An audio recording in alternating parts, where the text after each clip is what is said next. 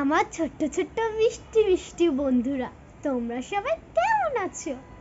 আশা করি আল্লাহর রহমতে খুবই ভালো আছো।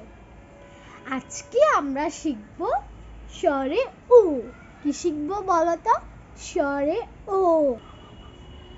দেখো, স্বরে ওটা কিন্তু সঠিক নিয়মে উচ্চারিত হতে হবে, নইলে কিন্তু হবে না সুন্দর। তোমরা কিন্তু এখন আমার সাথে সাথে স্বরীয় পড়বে, তাহলে কিন্তু তোমাদের উচ্চারণটা খুবই সহজ হয়ে যাবে। চলো শুরু করি। প্রথমে একটু বড় করে শ্বাস নাও, আবার শ্বাস ছাড়ো। দেখো এখন তাহলে কিন্তু হবে, সঠিক নিয়মে উচ্চারণ করতে হবে। স্বরে উ, স্বরে উ। 10 বার উচ্চারণ করো আমার সাথে সাথে। স্বরে ও, স্বরে ও, সঠিক নিয়মে স্বরে ও। দাঁড়াও, এখন একটু বিশ্রামও তো নিতে হবে, তাই না? স্বরটাকে ভালো করে দেখো, পরিষ্কার করে দেখো, সুন্দর করে দেখো আমি কিভাবে লিখেছি। প্রথমে একটি মাত্রা টেনেছি। এটা তোমাদের কিন্তু অন্যদিন আমি লেখা সহ পরিষ্কার করে সব শিখিয়ে দিব, তখন কিন্তু খুবই ভালো আর সহজে তোমরা সঠিক নিয়মে স্বরীয় লেখা শিখে যাবে। দেখো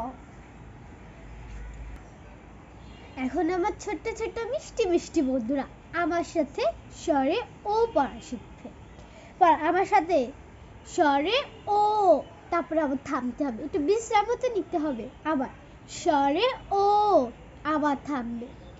স্বরে ও, আবার থামবে। স্বরে ও। এখন দেখো স্বরে এখন আমার দিকে তাকিয়ে বুঝবে কিভাবে এটা সঠিক উচ্চারণ করতে হবে। স্বরে ও, স্বরে ও। বুঝেছো? স্বরে আমার ঠোঁটটা কিন্তু কি হয়েছে, স্বরে তারপর ও বলতে গেলে আবার ও, মানে ছোট বাচ্চারা যেমন পিটার খায় না, তেমন ভাবে স্বরে ও।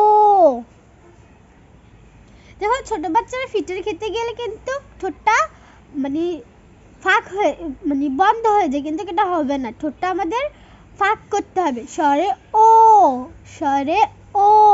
দেখো স্বরে আজকে তো থাক, বাসায় কিন্তু এটা পড়ে নিবে।